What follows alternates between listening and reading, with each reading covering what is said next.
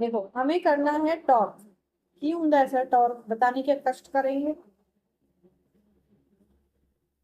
Force इसमें इसमें दिख रहा है, इसमें दिख रहा है। हे भगवान मेरा बच्चा, इसमें दिख रहा है। कोई हो सकता है। एग्जैक्ट डेफिनेशन चाहिए आपसे। ओके, हमें करना है torque experience by current flow in an magnetic field also known as magnetic dipole. मतलब आपके पास जब बात मैग्नेटिक डायपोल की हो रही है तभी आपको ये चीज करना है। हमने माना कि हमारे पास एक रेक्टेंगुलर कॉइल है आपके पास ए बी सी डी, जिसको कि हमने uniform magnetic field that is दो बार मैग्नेट के बीच में आपने रखा है आपके पास में। और rectangular coil A B C D is placed या suspended in our uniform magnetic field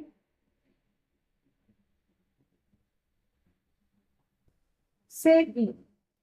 आपके पास एक यूनिफॉर्म मैग्नेटिक फील्ड है बी, जिसमें कि हमने इस कॉइल को जो है वो प्लेस किया है। आप ले लीजिए, दिया है कुछ।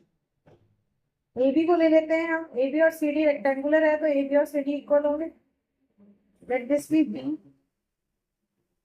And A D and B C equal होंगे। Let this be A B. इसको लेंगे ले लिया हमने ए और इसको ले लिया हमने बी आपके पास। ठीक है, अब जब करंट आई आप पास करेंगे इस लूप में, मुझे बताइए क्या हो।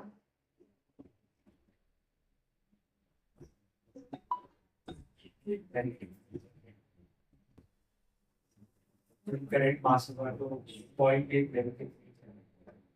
जब करंट पास होगा तो कॉइल पे एक मैग्नेटिक फील्ड जनरेट करेगा। कैसी?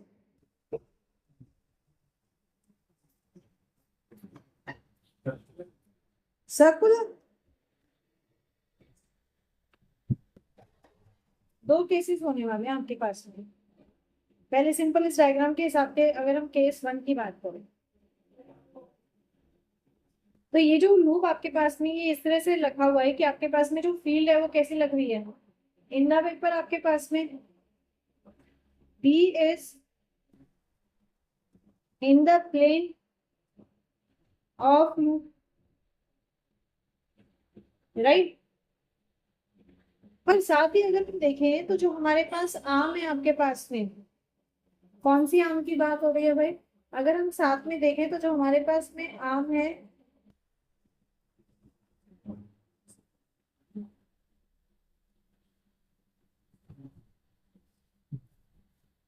तो चलिए ऐसे काम करता है, तो पता ही होगा।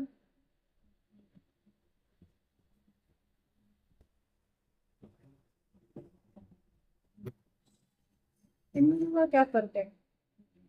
बता चल जिंची बेटे, इन दोनों का क्या फर्क है? ऐसा देखो क्या होगा आपके पास में। ठीक है, इसमें एक फील्ड लग रही है हमारे पास जो कि इन द पेपर लग रही है, आपके पास इनसाइड द पेपर लग रही है। एट द सेम टाइम अगर हम आर्म्स ऑफ लूप की बात करें, A B B C C D और ए डी की बात करें आपके पास में, तो ए डी और बी सी में क्या कोई ए डी और बी सी में क्या कोई फोर्स लग रहा है?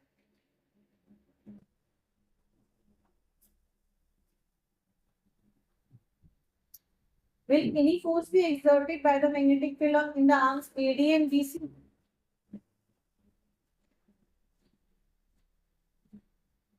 जब मैग्नेटिक फील्ड के साथ में ये क्या एंगल बना रहे हैं?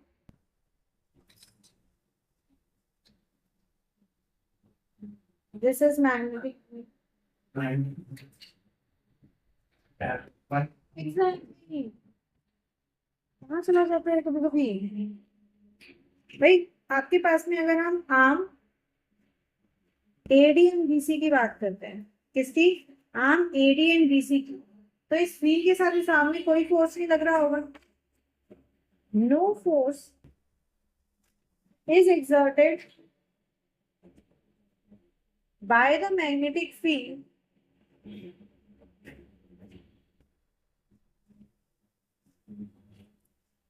Q as they are, yes, parallel to the magnetic field.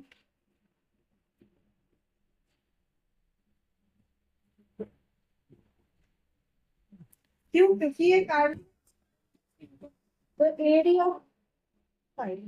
AD और बीसी में तो कोई नहीं लग रहा आपके पास में, but there will be a force exerted in arm AB and CD आपके पास में। मान लेते हैं कि जो एडी में फोर्स लग रहा है आपके पास में मैग्नेटिक फील्ड के कारण, magnetic field exerts a force F1 on arm AB. This F1 will be what? बताओ।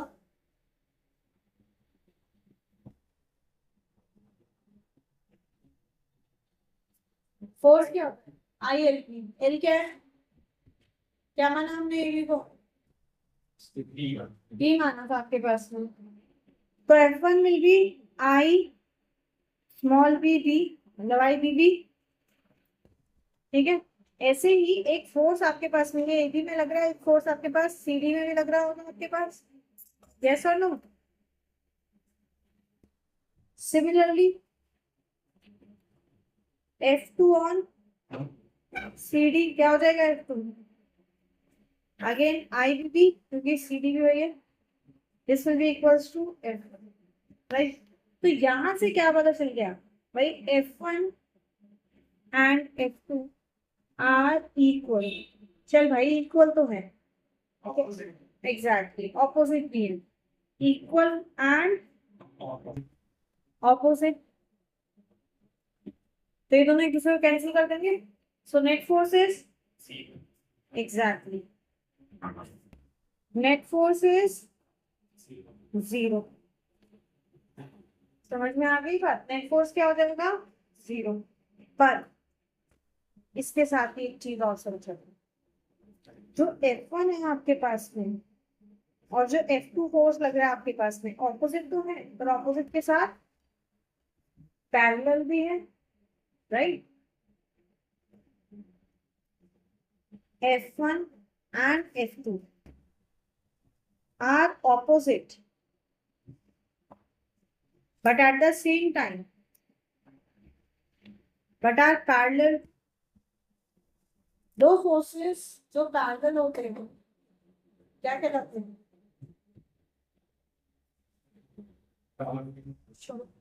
विषम विषम करूंगी मैं तेरे साथ अभी। कपल, कूपल बोलो या कूपल, राइट? याद आया? दैट मीन्स F2 आर कूपल आपके पास में। तो यहाँ जो इस कूपल के कारण, अच्छा आपको जो पता चल गया होगा टॉर्क क्या प्रॉपर डिफाइन आ गई होगी। इस कूपल पे आपके पास में, इस कूपल के कारण एक टॉर्क प्रोड्यूस हो रहा है इस लूप में, ठीक है? वही टॉर्क इस लूप को रोटेट करने में मदद करता है, जिस कारण से आपका जो लूप है वो रोटेट कर रहा है। अब वो टॉर्क किसके इक्वल होगा? अच्छा, डायरेक्शन क्या होगी? Anti clockwise. डायरेक्शन क्या होगी? Anti clockwise, because magnetic field की डायरेक्शन ये है। आपने मैग्नेटिक फील्ड की डायरेक्शन रिवर्स करेगी, क्लॉकवाइज हो गया आपके पास में, ठीक है? सो torque produced due to couple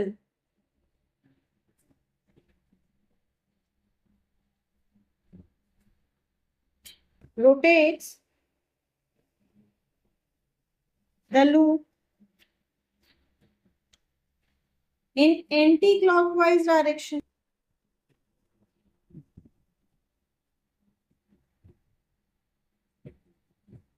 right? And this torque will be tau equals to R cross F. So what will be this R?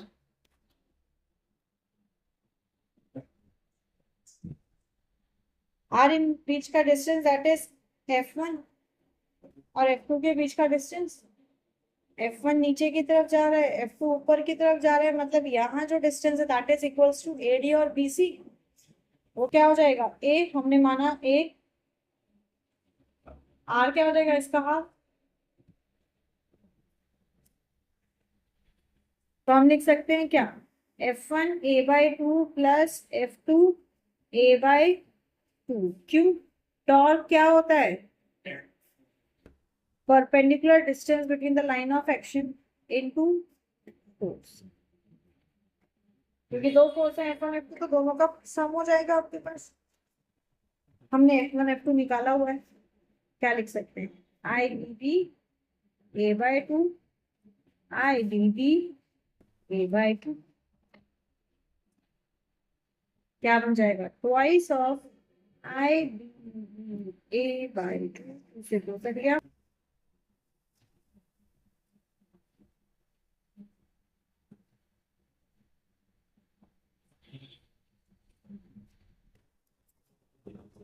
tau equals to I A। Clear, यहाँ पे कोई डाउट है, आसान है, चलो बहुत अच्छी बात है। अब बात करते हैं सेकंड केस की, case 2।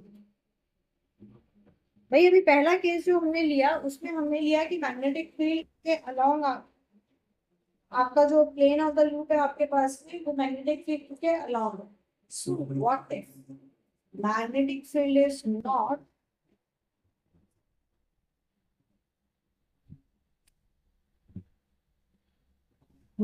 Along the plane of, ठीक है।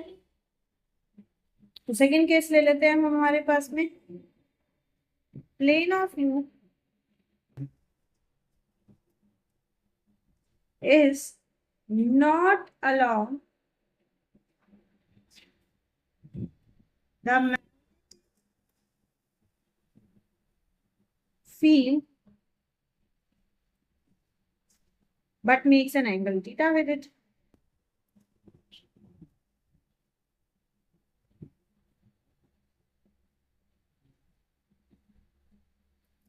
मतलब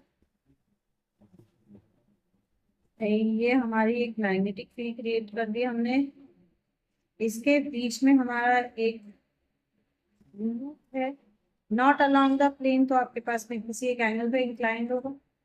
यहाँ पे मानते हैं इसकी मैग्नेटिक फील्ड जो है इस प्लेन के साथ में बना रही है एंगल थीटा, है rectangular in I current move कर रहा है, समझे। तो हमने मान लिया कि भाई एक आर्बिट्री एंगल थीटा बना रहा है आपके पास है, जो फील्ड और उसके बीच का एंगल है आपके पास में नॉर्मल का, वो हमने ले लिया क्या है, थीटा आपका। So what can you say about F1 and F2 now.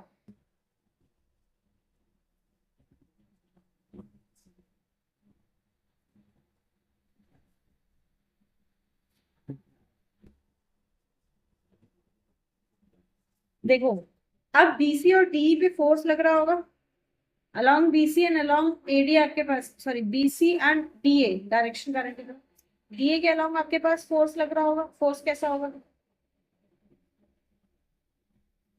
Equal and opposite, equal and opposite होगा आपके पास, और ये दोनों किसी वेक्टर के पैरेलल होंगे आपके पास। तो ये कैसे है, कोलिनियर है कि नहीं, कोलिनियर है, इस कारण से दोनों फोर्स क्या करेंगे, कैंसिल कर देंगे। तो हमारा तो नहीं, मुझे पता है ना। Forces on BC and DA are equal and opposite,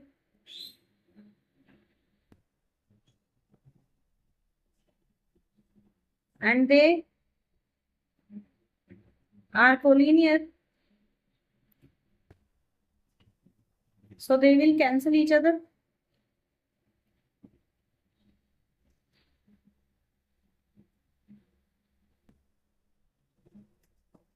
Yes or no?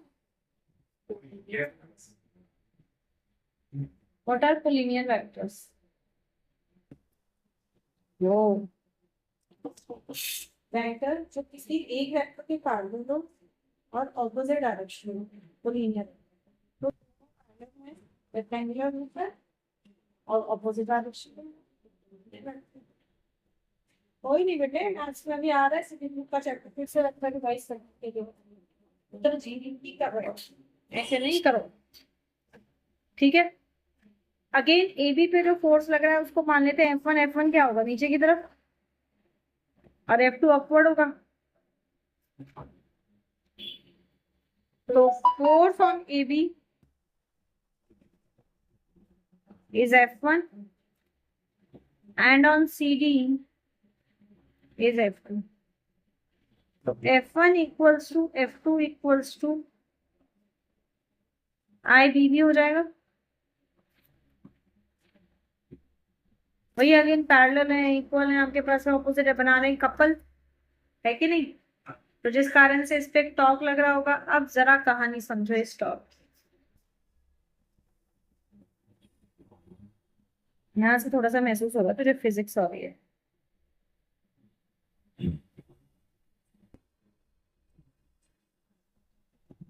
ये यहां बना रहा है इसके साथ में एंगल थीटा, ठीक है। तो हमें पता है कि भाई ये क्या होगा आपके पास ए बाय, कैसे, आपका रूप ऐसे, ठीक है। क्या बनेगा, ये बनेगा A/2, ये बनेगा A/2। अगर हम बात करें अब इस कंपोनेंट की, तो ये कंपोनेंट क्या होगा,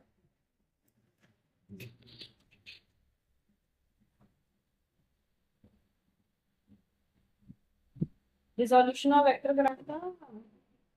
तो इफ दिस इज A/2, ये क्या हो जाएगा A/2 साइन थीटा। अब टॉर्क की बात करें, what will be the torque, this will B F1 A/2 sine theta plus F2 A/2 sine theta. ये हो जाएगा 2 इंटू A/2, F क्या था IBB साइन थीटा, 2 से 2 गया तो IAB sine theta. AB again क्या है, एरिया, हम लिख सकते हैं IAB साइन थीटा। इतनी चीज समझ में आ गई।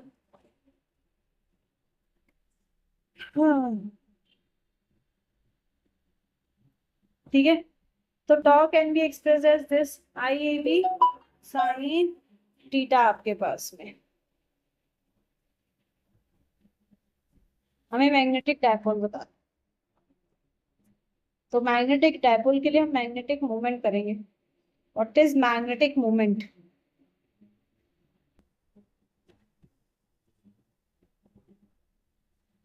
मैग्नेटिक मूवमेंट होता है आपके पास denoted by capital M equals to NIA। क्या होगा आपके पास में NIA, और यूनिट की बात करें तो यूनिट हो जाएगी आपके पास एम्पियर मीटर स्क्वायर। एन तो नंबर ऑफ लूप के टर्म्स हो गए पर यूनिट लेंथ आपके पास में। आई और ए हमारे पास है, मतलब अगर इसी चीज को मैं यहाँ पे पुट कर दूं तो मैं लिख सकती हूँ tau equals to MB sine theta, या थीटा कंपोनेंट हटा दे तो ये हो जाएगा M क्रॉस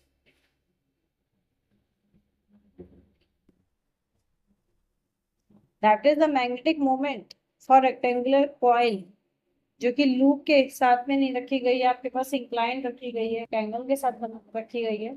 तो उसके लिए क्या आ जाएगा M क्रॉस B, या फिर अगर आप पुट करेंगे मैं पूरा तो ये हो जाएगा NIAB साइन थीटा। ठीक है, कैपिटल N क्या है, लूप टर्न्स है आपके पास, number of turns of loop है आपके पास। NI को एक साथ ले लेते हैं, NIA एक साथ B साइन थीटा। कहीं सुना होगा, we can write this as बीना साइन थीटा। समझ में आ गई बात। और इसी के कारण होता है आपके पास में कि जो टॉर्क है उसके प्रेजेंस के कारण ही जो मैग्नेटिक डायपोल है आपके पास में अलाइन होता है वो बहुत ही छोटा होता है, वेरी स्मॉल। यहाँ तक कोई डाउट है बेटे?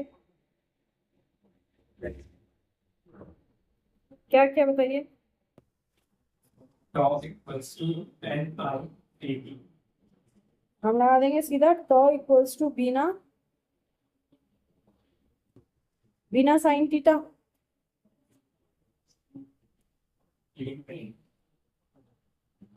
तो एंगल भी तो बन रहा है था हमें, प्लेन है तो। एग्जैक्टली पर अगर आप नहीं लिखेंगे आंसर क्या है इसलिए आया। Theta is 90 here, n is 20, I is 5 ampere, P is 0.10 Tesla, right? Simple value put कर देंगे, इसीलिए मैं सही आने पे भी लिख के दिखाती हूँ तो पता चल जाता है तुम्हें क्या गड़बड़ की। तो दिस विल बी 0.10 into 5, फिर अपना अपना करो, into 20 into 0.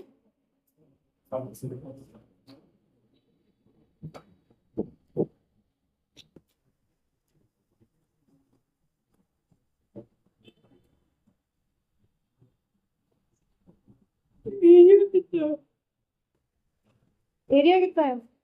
Radius 10 centimeter pi. कितना आया?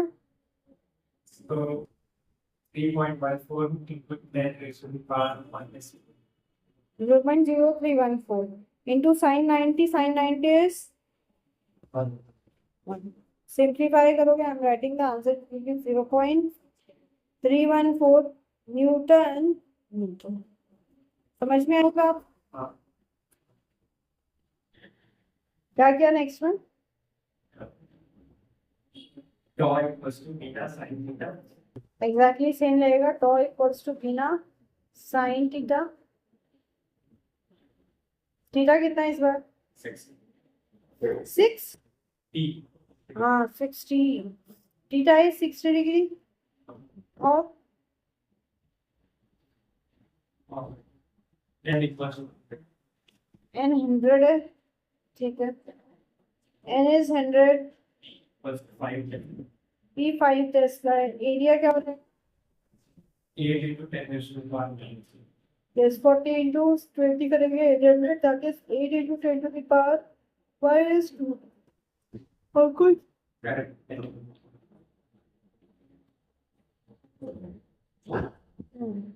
करंट है आपके पास, आई दिया हुआ है 10 एम्पियर, सीधा वैल्यू उसको पुट करना है, सिंप्लीफाई करना है, answer will be 346.41 newton metre. Clear? 3.42 into 10. कहीं गलती?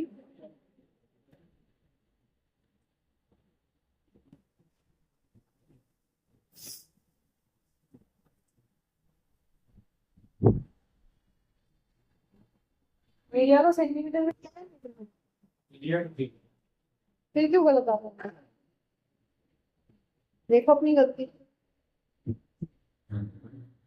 m equals to 5.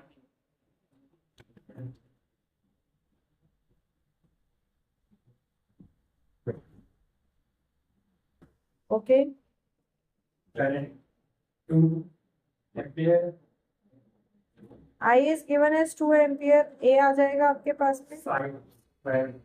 l into B से, l कितना है? 10. 10 सेंटीमीटर को मीटर में करेंगे तो 0.1,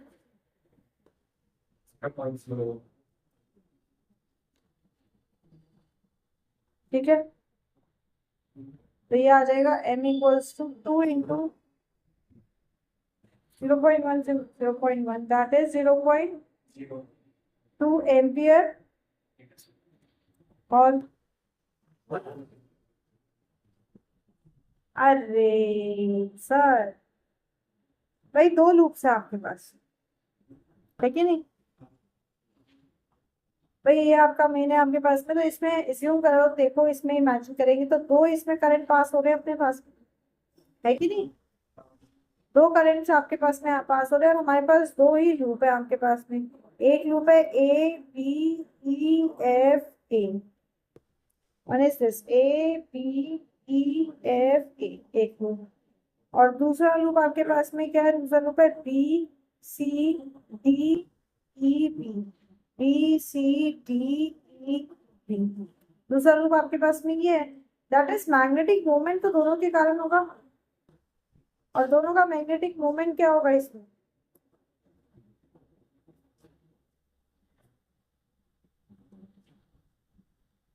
इक्वल। करंट तो सेम है ना आपके पास, दोनों का मैग्नेटिक मोमेंट क्या होगा आपके पास में, इक्वल होगा हमारे पास। यस और नो, मैग्नीट्यूड वाइज इक्वल है, बट कैसे होंगे, परपेंडिकुलर। कैसे होंगे, परपेंडिकुलर। तो अगर नेट मैग्नेटिक मोमेंट की बात करें तो ये हो जाएगा अंडर रूट एम का स्क्वायर प्लस एम का स्क्वायर, मतलब under root of 2m। M क्या आया, तो एम नेट क्या हो जाएगा,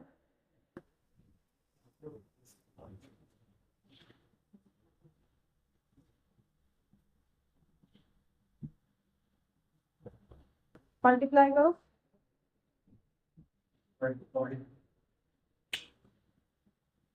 करके देखो।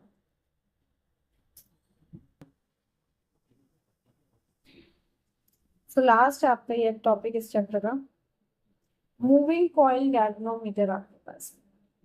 भाई मूविंग कॉइल गैल्वेनोमीटर क्या आपके पास, ये एक ऐसा डिवाइस है हमारे पास जिसको हम यूज करते हैं डायरेक्ट करंट को डिटेक्ट करने के लिए। मैग्नेटिक फील्ड में रख के उसको हम डिटेक्ट करने के लिए इस्तेमाल करते हैं। इसमें क्या होता है, आपके पास में एक कंपास होता है, आपने उस कंपास को वायर के पास में रखा, जैसे आप उसमें मैग्नेटिक फील्ड यूज करके हमारे पास करंट प्रोड्यूस होगा तो कंपास में डिटेक्शन शो करता है। तो इसका यहीं से अगर आप प्रिंसिपल की बात करो ना, तो इसका प्रिंसिपल क्या है, what is the principle of working of a galvanometer आपके पास में। Its working is based on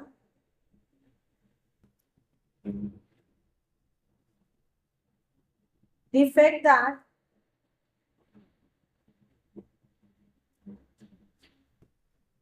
when a current carry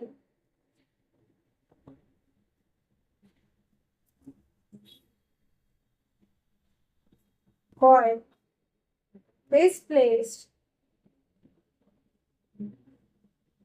in a magnetic field, आपने एक मैग्नेटिक फील्ड में एक करंट कैरिंग कॉइल को प्लेस किया, it will experience, अभी क्या क्या था, हमने करंट कैरिंग कॉइल को मैग्नेटिक फील्ड में रखा तो क्या एक्सपीरियंस किया, exactly it will experience a torque।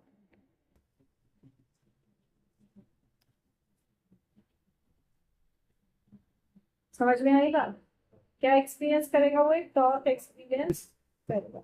होता क्या है, अगर हम इसके कंस्ट्रक्शन की बात करें तो ये जो मूविंग कॉइल गैल्वेनोमीटर है आपके पास, इस मूविंग कॉइल गैल्वेनोमीटर में आपके पास में होती है एक कॉइल, हमारे पास सेंटर में आपके पास में एक कॉइल जिसको कि हमने कई सारे टर्म्स के साथ एक फिक्स एक्सिस में बनाया हुआ है। और इसमें एक है रेडियल मैग्नेटिक फील्ड आपके पास में, सॉफ्ट आयरन कोर है आपके पास में, सॉफ्ट आयरन का जो है वो आपके पास यूज कोर है जो इसके मैग्नेटिज्म को बढ़ाता है, इसको एक परमानेंट मैग्नेट की तरह बिहेव करने देता है। जैसे ही आप करंट इस कॉइल में डालेंगे तो क्या होगा, एक टॉर्क प्रोड्यूस हो जाएगा आपके पास, जो हमने लास्ट में किया, तो एक टॉर्क प्रोड्यूस होता है, ठीक है। सो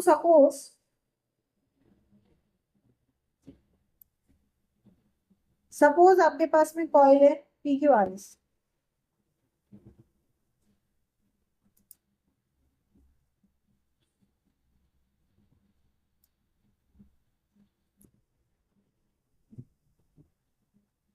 सपोज PQRS एक कॉइल है, उसी के अंदर कॉइल है, पूरा कंस्ट्रक्शन नहीं कर रहे हैं आपके पास। PQRS एक कॉइल है आपके पास में, मान लो इसकी लेंथ L है, ये एल है तो ये भी एलो का रेक्टेंगुलर कॉइल है आपके पास, एंड क्यू आर भी है तो ये भी है, ठीक है। एन ले लेते हैं हम, नंबर ऑफ टर्न्स,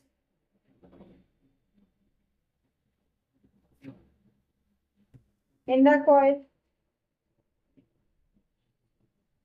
ए ले लेते हैं area, that is L cross B, strength of magnetic field.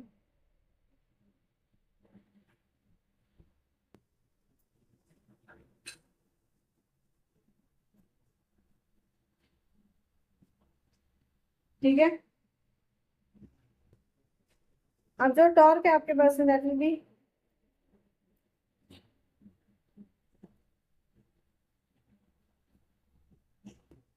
this deflecting torque will be equals to what?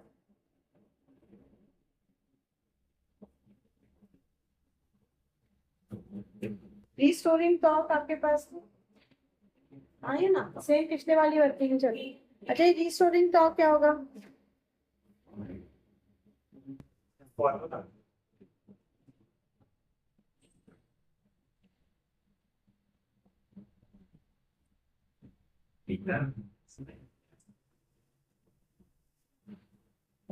Restoring तो क्या होगा आपके पास में? दिस विल बी के थीटा। थीटा आपका वो स्मॉल डिफ्लेक्शन है जिससे कि आपका कॉइल जो है वो डिफ्लेक्ट होगा आपके पास में, या ट्विस्ट कर रहा है आपके पास। एंड के क्या है आपके पास में? के आपके पास में जो है वो पर पर टर्न जो आपके पास टॉर्क प्रोड्यूस हो रहा है उसका स्केलर मल्टीपल है। तो डिफ्लेक्टिंग टॉर्क इज गुना एन आई टू।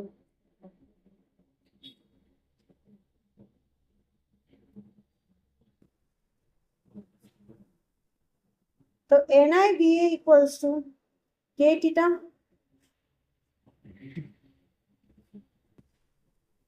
आई क्या चाहिए, के अपॉन एन बी थीटा। ये सारा क्या होगा, कांस्टेंट होगा, इसको ले लेते हैं जी।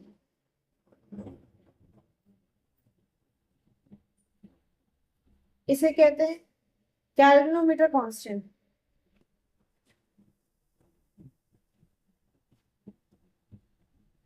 ठीक है। क्या कहलाएगा? गैल्वेनोमीटर कांस्टेंट आपके पास। अब जो ट्विस्ट हो रहा है वो किसके कारण हो रहा है? करंट के कारण हो रहा है। और यहाँ पे भी अगर आप डायरेक्ट लिखो क्या होगा, theta is directly proportional to I. That means what? Deflection जो है वो प्रोपोर्शनल है जो करंट फ्लो हो रहा है उसके deflection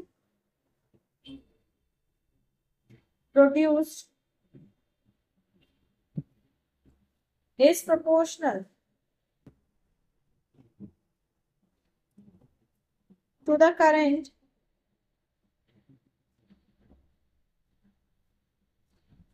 flowing through the galvanometer.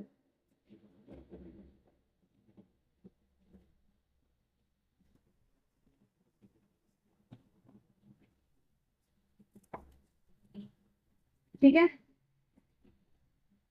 Obviously अब करंट प्रोड्यूस हो रहा है तो what will be current resistivity denoted by I S, this theta by I.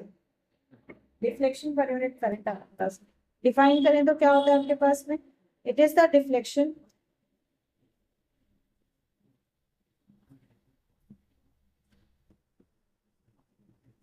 Per unit current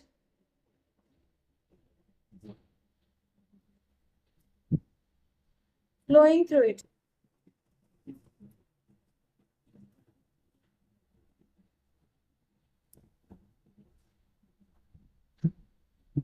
NIAB upon, समझ में आ गई बात? यूनिट क्या हो जाएगी? रेडियन पर एन। ऐसे वोल्टेज सेंसिटिविटी क्या होगी? VS, डिफ्लेक्शन पर unit voltage, theta by B. Define खुद से कर लो, NAB अपॉन के।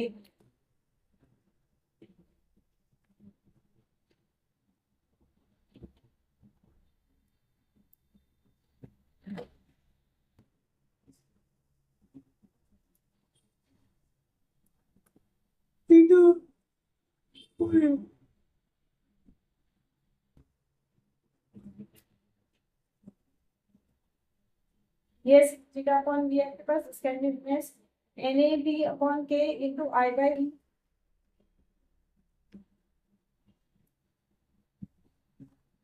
और V को क्या लिख सकते हैं यार?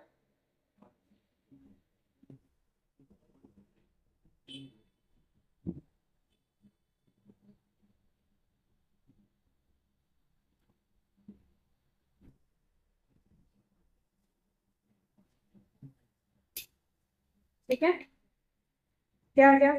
Unit radian.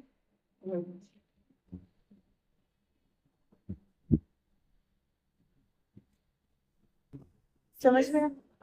यस क्या voltage sensitivity, current sensitivity, voltage sensitivity आपके पास। ठीक है, चलिए question. In order to increase the current sensitivity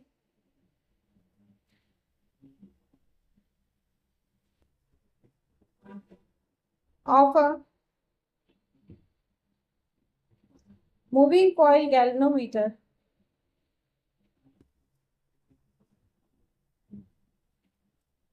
by 50%, its resistance is increased so that the new resistance becomes twice its initial resistance. By what factor does VS change? मतलब voltage sensitivity change.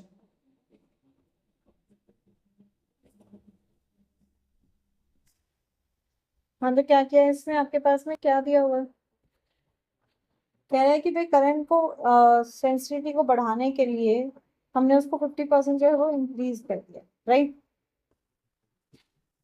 तो हमारा क्या आ जाएगा भाई? नई sensitivity that is I dash S will be I S plus 50% increase हो रहा है तो 50 आई एस बाय 100 क्या बन जाएगा? This will be 150 I S by 100। मतलब क्या आ गया आपके पास? 3/2 आई एस, हाँ है ना? And its resistance increase so that the new resistance becomes twice of initial. मतलब R dash क्या है? It is 2R आपके पास, right? R dash क्या है? 2R है। तो हमें बताना भी वोल्टेज सेंसिटिविटी क्या हो जाएगी? That VS is IS by R आपके पास में। न्यू वोल्टेज सेंसिटिविटी की बात करें तो V dash S will be I dash S by R dash means 3/2 IS upon 2R। तो V dash S क्या हो जाएगा? 3/4 VS। Therefore percentage decrease obviously कम हो रही है। voltage sensitivity is what? VS minus V dash S up VS into 100 कितना है? 1 minus 3/4 into 100 क्या आ जाएगा? 24 minus ये हो जाएगा 1/4 into 100 दैट इज 25%। तो कह रहा है कितने फैक्टर से होगा भाई? 25% से डिक्रीज हो जाएगा। क्लियर? चलो, बहुत अच्छी बात है।